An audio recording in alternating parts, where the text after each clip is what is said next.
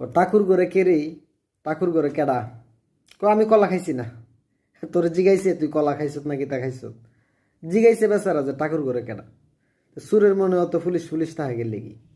হ্যাঁ, একদল কইব আমি আজারির কথা নিয়ে মনে আলোচনা করতেছি। আমি কি আজারির নাম লইছি? হ্যাঁ, আমার কথা হইছে আরেক দল খাওয়ার জন্য রেডি হয়ে আছে। বেচারা কি কারো নাম লইছে রে ভাই? দুর্নীতিবাজ, চুরি, বাটফারি, দান্দালি যারা করে তাদের লাগতে পারে, ঠিক না? ভদ্র, সব্যসাচী, সুশীল সমাজের গায়ে কেন লাগবে এই কথাগুলা? সে তো কারো নাম নেয় নাই।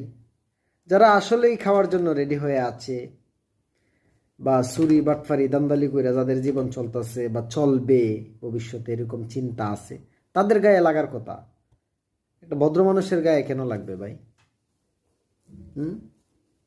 তুমি যদি ঠাকুর ঘরে কলা না খাইয়া থাকো, তো তোমার তো আমি কলা খাইছি না খাওয়ার কথা না।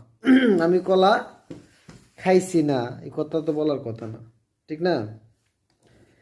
যাই হোক, আমি বাংলাদেশের মানুষদেরকে বলবো ভাই দেখেন, মুষ্টিমেয় কিছু মানুষ আছে যারা দুর্নীতিবাজ, কিন্তু অধিকাংশ মানুষ আছে ভালো, তারা ভালোটা চায়।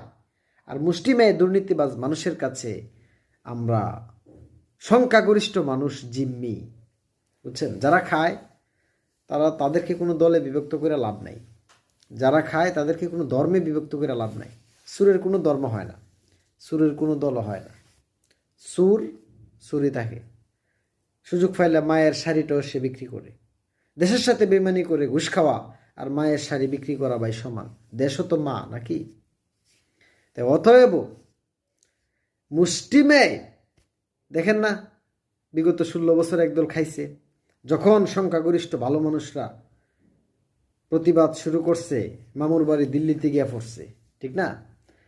তা আমি মনে করি বাংলাদেশের ভালো মানুষরা তাদেরকে ভয় পাইতো 16 বছর, যখন সাহস নিয়ে আগাইছে মামুর বাড়ি দিল্লি গিয়া পড়ছে মোদির কাছে। তা আমি মনে করি ভালো মানুষরা যদি আবার সাহস নিয়ে গিয়ে আসে, সুর, বাটফার, দান্দাল, ঠাকুর ঘরের কলা যারা খায়, ঠাকুর ঘরের ডিম যারা খায়, জিলাপি যারা খায়, তারাও থাকবে না। শুধুমাত্র ভয়টা দূর করতে হবে।